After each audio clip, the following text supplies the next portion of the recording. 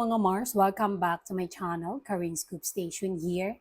Kahapon sa Itbulaga ay nanalo ang Red Team kung saan Red Team nga ang ating main Mendoza at present kahapon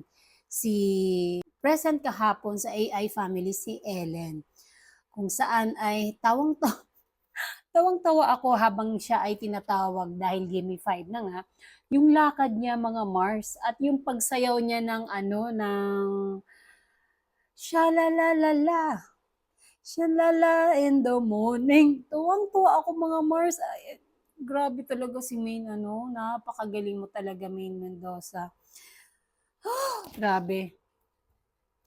Grabe, ang galing niya. Ang galing niya talaga. And mga Mars, nag-share nga kahapon si Maine Mendoza sa kanyang broadcast channel sa Instagram kung saan ay ipinost niya ang yung magta-transform na siya ng as Ellen. Sabi nga niya, crazy how changing the nose can completely transform the face. Ha ha ha ha, happy weekend everyone.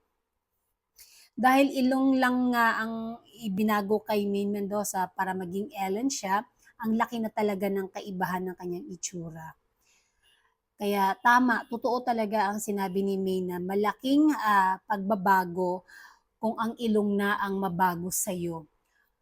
Pumangit man, maging flat ka man like me, or magpatangos ka, ang laki ng kagandahan mo.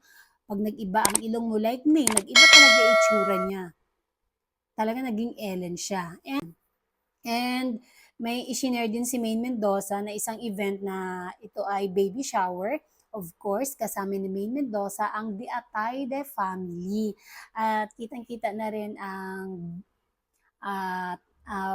baby bump ni Ria Atayde na malaking-malaki na talaga. Ang cute, ang ganda ni Ria. And so happy, no? Dahil hindi ko nakita sa picture si Arjo Atayde. But puro Atayde ang nakasama ni Maine Mendoza.